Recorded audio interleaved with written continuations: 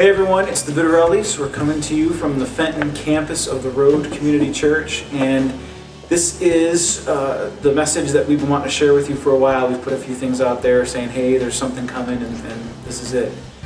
There's a burden that we felt on our hearts for a while that has grown out of, obviously God's Word and a couple of books that we've read over the last year. It just really had an impact on us and helped us to have our eyes open to a real need in our world. You ever watch something on TV about kids being hungry or not having clean water and just felt powerless to do anything? That's kind of how I felt. I felt like there's needs so big in this world, there's nothing I can do about it. The book that I read, actually a couple books that I read that really had an impact on me this year. One was Radical by David Platt, and Jody will tell you about that in a second. But the other was The Hole in Our Gospel by Richard Stearns. He's the president of World Vision, a relief organization. And he writes in his book about an imaginary scenario. He says, imagine you woke up this morning to the following headline: 100 jetliners crash, killing 26,500. Think of the pandemonium this would create across the world as heads of state, parliaments, and congresses convene to grapple with the nature and causes of this tragedy. Then he goes on to say, what if that happened every day, and the next day, and the next day after that? It would be a catastrophe of epic proportions. But he says, it did happen today. It happens every day.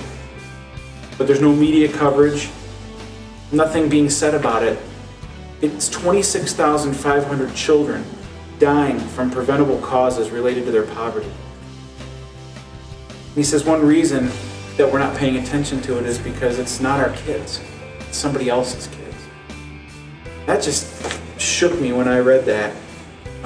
A lot like this book too. So many thoughts that just blew my mind, opened my eyes to the need in our world. When I asked Chris, I said, all right, what are the books you're reading right now? What do you want me to read? And he said, well, there are a couple I want you to read, but this one I really want you to read. And it was Radical by David Platt.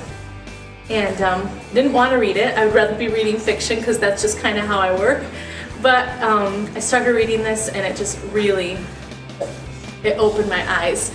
And it wasn't one of those things that was a pleasant thing to have happen. It opened my eyes and made me sad and made me feel like I'd really been neglecting part of what God had called me to do. And I highlighted and underlined so much in this book, but I wanted to read you just a little excerpt of something that really spoke to me.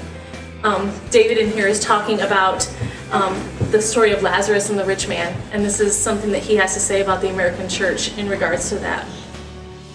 Meanwhile, the poor man is outside our gate, and he is hungry. In the time we gather for worship on a Sunday morning, almost 1,000 children everywhere die because they have no food.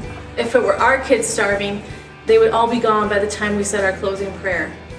And I don't know about you, but I have my 4 kids here sitting next to me, and it drives it home for me. We certainly wouldn't ignore our kids while we sang songs and entertained ourselves. But we are content with ignoring other parents' kids. Many of them are spiritual brothers and sisters in developing nations. And I think the thing in this paragraph that really just hit me, it was his last phrase, and it says, rich people who neglect the poor are not the people of God. And really, if we are living here in the United States, we're rich. By the rest of the world's standards, we are really rich.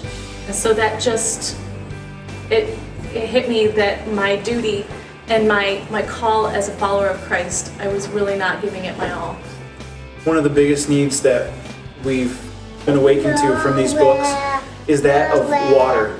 We learn that 2.2 million kids die every year from contaminated water-related illnesses.